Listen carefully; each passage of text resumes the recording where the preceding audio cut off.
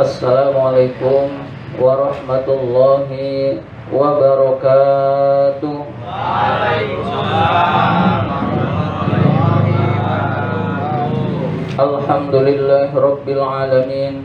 Wassalatu wassalamu ala asyrafil anbiya'i wal mursalin sayyidina wa maulana Muhammadin wa ala alihi wa sahbihi ajmain, amma ba'du. Puji syukur marilah senantiasa kita panjatkan kehadirat Allah Subhanahu wa ta'ala yang telah melimpahkan nikmat-nikmatnya kepada kita semua. Antara lain kita diberi nikmat iman, nikmat Islam, nikmat kesehatan, dan nikmat panjang umur, sehingga kita dapat menjalankan perintahnya, yaitu sholat maghrib berjamaah dan dilanjutkan dengan menuntut ilmu. Salawat dan salam semoga Allah limpahkan pada junjungan kita baginda Nabi besar Muhammad sallallahu alaihi wasallam beserta para keluarganya, para sahabatnya, dan kepada kita sebagai pengikut ajarannya. Seperti biasa, marilah kita awali taklim kita dengan bersama-sama membaca surat Al-Fatihah ila hadratin Nabi Mustafa Rasulullah sallallahu alaihi wasallam wa ila muallifi hadzal kitab Syekh Al-Imam Barakatil Anam Abdullah Ba'lawi Al-Haddad rahimahullah, nafa'anallahu bihi wa bi'ulumihi fid dharain amin. Al-Fatihah. A'udzu billahi minasy syaithanir rajim. Bismillahirrahmanirrahim. Alhamdulillahi rabbil alamin. Ar-Rahmanir Rahim. Maliki yaumiddin. Iyyaka na'budu wa iyyaka nasta'in. Ihdinas siratal mustaqim. Siratal ladzina an'amta 'alaihim ghairil maghdubi 'alaihim waladdallin. Amin. Hadirin yang dimuliakan oleh Allah Subhanahu wa ta'ala, saat ini kita masih berada di dalam bulan Rajab. Bulan Rajab itu kita mengenal ada peristiwa yang populer, yaitu peristiwa Isra Mi'raj, junjungan kita Nabi Muhammad sallallahu alaihi wasallam. Isra adalah berjalannya Nabi pada suatu malam dari Masjidil Haram ke Masjidil Aqsa. Mi'raj adalah naiknya Rasulullah dari Masjidil Aqsa ke langit ketujuh, ke Sidratul Muntaha, ke arasnya Allah, dan bertemu dengan Allah Subhanahu wa ta'ala. Hikmah Isra Mi'raj itu sangat banyak. Di antaranya adalah perintah sholat 5 waktu. Kita bisa bayangkan hadirin sekalian, kalau Allah memerintahkan puasa, Allah turunkan ayat Quran. Allah perintahkan zakat, Allah turunkan ayat Quran. Allah perintahkan haji, Allah turunkan ayat Al-Quran. Tetapi untuk sholat ini tidak cukup Allah menurunkan ayat Al-Quran, tetapi di samping Allah menurunkan ayat Quran, Nabi-Nya langsung dipanggil menghadap Allah. Itu berarti sholat adalah sesuatu yang sangat penting, sampai Nabi-Nya sendiri dipanggil untuk urusan perintah sholat yang sangat penting ini. Jadi sholat jangan disia-siakan. Sholat harus kita kerjakan tepat waktu. Sholat adalah perintah Allah yang penting dan kita anggap penting. Kalau kita mau bahagia, yang Allah anggap penting, kita anggap penting. Yang Allah anggap tidak penting, kita anggap tidak penting. Itu insya Allah kita akan bahagia, hadirin sekalian. Tapi kalau kebalikannya, Allah anggap penting, kita anggap hal yang sepele. Allah anggap tidak penting, kita anggap itu penting. Hadirin sekalian, maka kita tidak akan mungkin bahagia. Maka usahakan sholat ini menurut Allah dan Rasulnya adalah penting, maka kita anggap penting. Jangan sampai kita sepelekan. Insya Allah kita termasuk orang-orang yang bahagia. Allah Subhanahu wa ta'ala berfirman, aqimis sholat, dirikanlah sholat. Inna sholata tanha anil fahsya'i wal munkar. Sesungguhnya sholat itu mencegah dari perbuatan keji dan mungkar. Ini berarti orang yang sholat pasti terhindar dari perbuatan keji dan mungkar. Gak mungkin ayat Quran keliru, gak mungkin ayat Quran salah. Kalau ada orang sholat tapi tukang bohong, berarti sholatnya belum benar. Kalau ada orang sholat tapi korupsi, mengambil hak orang lain, memakan yang bukan haknya, berarti sholatnya belum benar. Gak mungkin ayat Quran keliru, pasti sholatnya yang belum benar. Jadi oleh karena itu perbaiki sholat, insya Allah akhlak kita akan berubah. Memperbaiki sholat itu dengan cara belajar fikih, terapkan. Kok fikih sih? Bukan hadis, bukan Quran. Fikih itu mengambil dari Al-Quran, dari hadis oleh para ulama yang memang sudah ahli di bidang itu.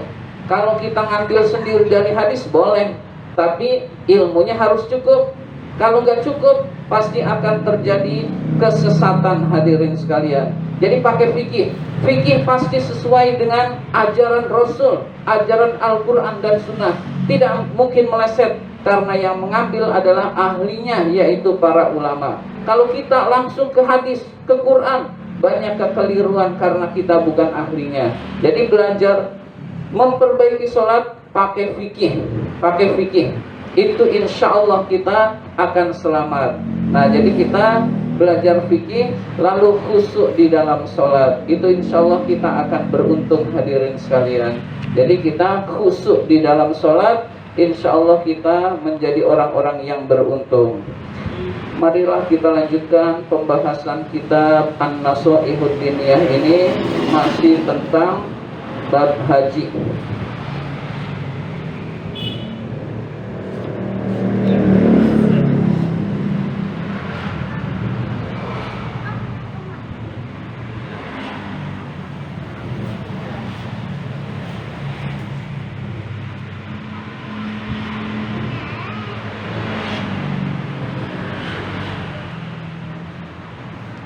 Masih belum ketemu. 52 halaman 52 7 halaman 52 baris ke-7, halaman 52 baris ke-7. Bismillahirrahmanirrahim. Wa min adabil haji, di antara yang termasuk adabnya orang yang pergi haji, al-muhimmati, dan yang penting, adab yang penting bagi orang yang pergi haji, ayyakuna qasduhu mujarrada haji baitillahi, tujuannya hanya untuk beribadah haji ke Baitullah. Jadi tujuannya hanya untuk beribadah haji ke Baitullah. Wa ta'zimi hurumatihi, dan mengagungkan kehormatan-kehormatan Baitullah, kemuliaan-kemuliaan Baitullah. Jadi orang yang ibadah haji hendaknya tujuannya hanya untuk ibadah kepada Allah Subhanahu wa ta'ala, untuk ibadah haji dan umrah, dan ikhlas mengharapkan keridhaan Allah, bukan ada tujuan-tujuan lain.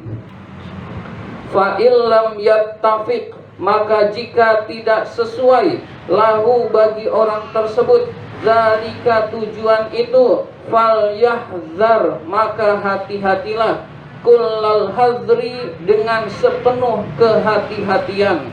Jadi hati-hatilah, biasanya orang tersebut akan dihukum oleh Allah Subhanahu wa taala di dalam ibadah haji itu karena niatnya yang tidak beres, karena niatnya yang tidak betul. Itu diberi peringatan-peringatan di dalam melakukan ibadah haji, dan biasanya dia merasa sengsara ibadah hajinya, hadirin sekalian, karena niatnya sudah tidak benar. Ayastahhiba, dia menyertakan syai'an, sesuatu, min umurid dunia, dari urusan-urusan dunia, allati tushghiluhu, yang menyibukkan dia, an iqamatil manasiki, dari melaksanakan manasik haji, wa ta'zimi sya'airillahi, dan mengagungkan syiar-syiar Allah. Kama yajibu, padahal itu wajib, wa yambaghi, dan seharusnya. Jadi orang yang haji juga niat dagang juga, itu hajinya nggak benar. Orang yang niat haji juga, jual beli juga, kemudian punya niat-niat dunia lainnya, maka itu termasuk niat yang tidak baik, hadirin sekalian. Maka tidak boleh, niat itu harus dibersihkan, betul-betul mengharapkan keridhaan Allah Subhanahu wa taala, bukan nyari keuntungan di dalam pelaksanaan proses ibadah haji tersebut. Kama yaqa'u dzalika likatsirin minal ghafilina anillahi, sebagaimana hal itu terjadi bagi kebanyakan dari orang-orang yang lalai kepada Allah. Jadi orang-orang yang lalai kepada Allah sering niat hajinya tidak murni, niat hajinya ada niatan-niatan lain, biar dipanggil Pak Haji, biar nanti di sana dagangnya untung, dagangnya banyak yang beli, lalu niatnya dan lain sebagainya, niat-niat dunia yang lain, maka hal itu menyebabkan tidak murninya melaksanakan ibadah haji, dan itu adalah hal yang tidak baik, hadirin sekalian.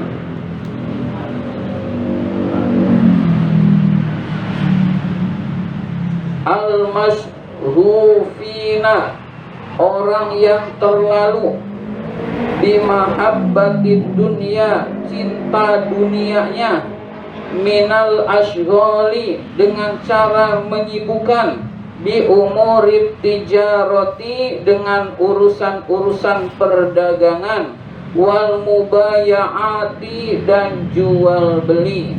Jadi dia terlalu sibuk urusan dunia, sampai urusan haji pun dia pengen nyari untung. Jadi dia pengen nyari untung, sekalian saya berangkat haji, apa nih, dia berpikir apa nih yang bisa laku dijual di sana. Kemudian dia mikir bahwa ini, lalu dia jualan sambil ibadah.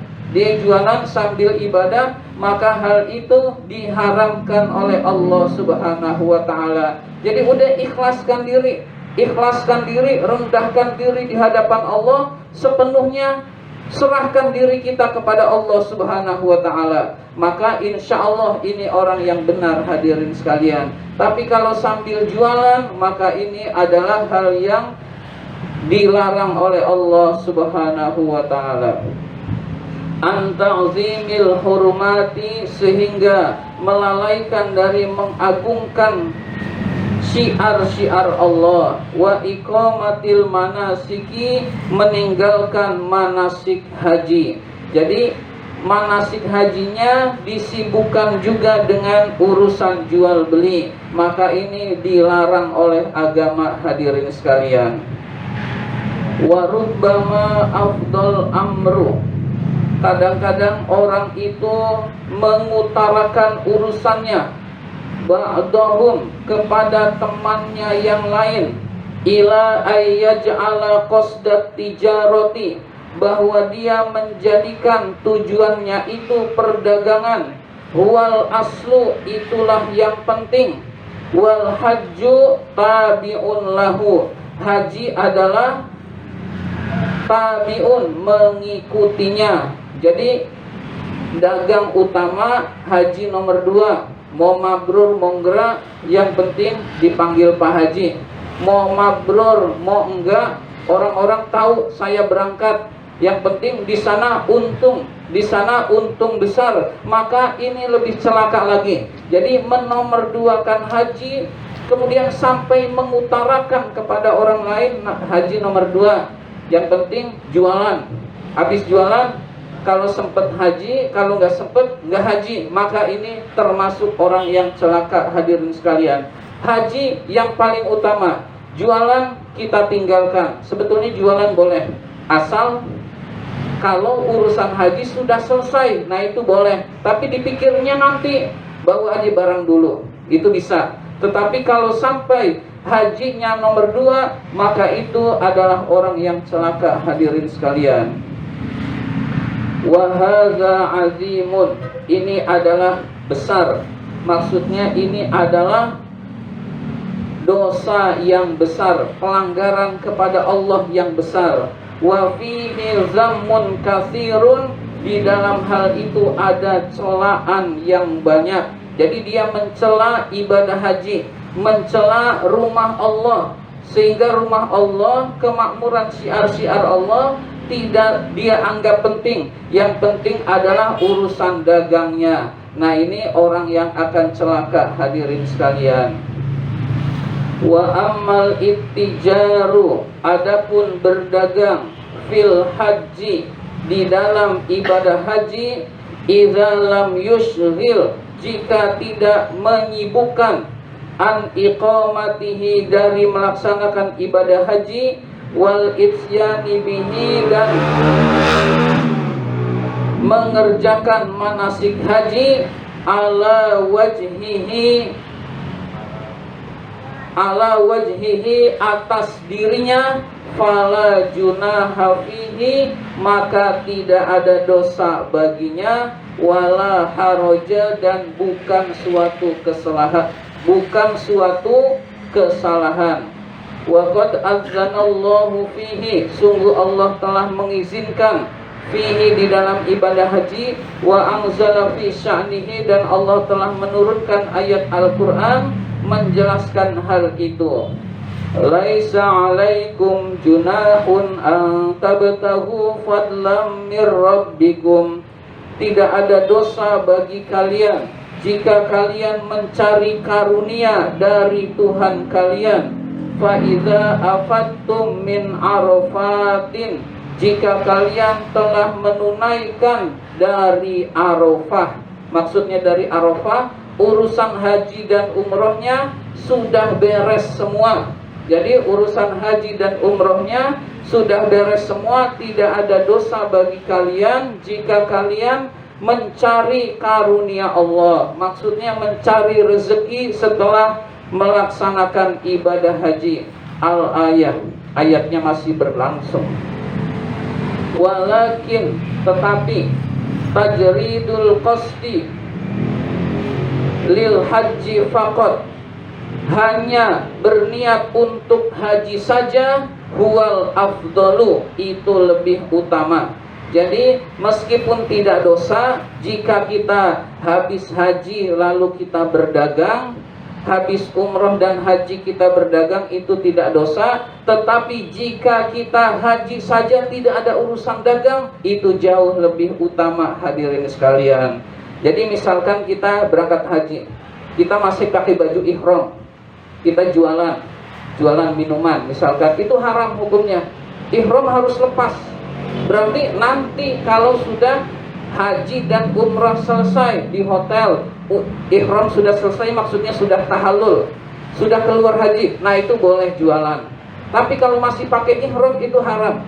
Hajinya pasti nggak sah, hajinya pasti nggak benar, karena urusan-urusan dunia sedang dicampur. Nah nanti kalau urusan haji sudah selesai, ihram sudah selesai, ihram sudah dilepas semua, ada waktu sebelum pulang ke tanah air ada waktu buat belanja, kita boleh berjualan di situ, hadirin sekalian. Jadi, nah meskipun itu boleh, kata Al-Habib, kita hanya urusan haji saja, tidak perlu niat dagang, itu jauh lebih utama. Jadi meskipun sambil dagang nanti kalau urusan haji boleh, tapi usahakan kita tidak ada niat dagang, itu jauh lebih utama, hadirin sekalian. Jadi kita haji khusus, nggak usah ada niat jualan, nggak usah ada niat ingin keinginan dunia. Keinginan dunianya itu nanti. Jadi meskipun boleh kita habis haji masih di Mekah, kita berjualan, itu juga hukumnya boleh. Artinya tidak ada dosa. Tapi kalau kita hanya urusan haji saja, itu lebih utama. Wastishabu, menyertakan. Wastishabu syai'in, menyertakan min umuri tijarati, dari urusan-urusan perdagangan. Allazi la yushghiluhu anil haji, yang tidak menyibukkan terhadap urusan haji. Wala yufarriqul qalba, dan tidak memecah hati. La ba'sabi, itu dibolehkan, tidak apa-apa. Jadi urusan perdagangan yang tidak merusak hati kita ketika ibadah haji itu boleh. Tapi kalau kita bawa dagangan lalu lagi umroh, kita mikir ntar dagangannya gimana ya, ntar nanti dagangannya ada yang nyuri nggak ya di hotel. Nah pikiran-pikiran itu menyebabkan terpecahnya ibadah haji, maka itu dihindari. Jadi itu dihindari, jangan sampai kita berhaji lalu pikiran urusan dunia itu masuk, hadirin sekalian. Wa ma yufarriqu fil qalbi wa yaksuru bihil istighalu wa yaksuru bihil istighalu an iqamatil manasiki. Terpecahnya hati dan banyaknya kesibukan-kesibukan ketika melaksanakan manasik haji, wal mazmumu, itu adalah urusan yang tercela. Jadi hati kita lagi ibadah mikir harta, lagi ibadah mikir keuntungan, itu adalah sesuatu yang tercela, hadirin sekalian. Jadi usahakan ibadah kita semata-mata mengharapkan keridhaan Allah. Falyahzar minhu, maka hati-hatilah terhadap hal ini. Ayyuhal haju, wahai orang yang berhaji. Ar-raghibu, yang berharap. Fi ayyakuna hajjuka mabruran, yang menginginkan hajimu mabrur. Wa sa'yuka mashkuran, dan sa'imu diterima oleh Allah subhanahu wa ta'ala. Jadi meskipun sambil dagang hukumnya boleh. Maksudnya boleh itu kalau urusan haji sudah selesai, sebaiknya urusan haji itu tidak dicampur dengan urusan dagang, yaitu kita benar-benar ke Baitullah, niat ibadah ikhlas mengharapkan keridhaan Allah, dan tidak berdagang, hadirin sekalian. Maka ini lebih dicintai oleh Allah subhanahu wa ta'ala. Ini saja yang dapat saya sampaikan. Terima kasih atas perhatian. Mohon maaf apabila ada kata-kata yang kurang berkenan. Wabillahi taufiq wal hidayah. Wassalamualaikum warahmatullahi wabarakatuh.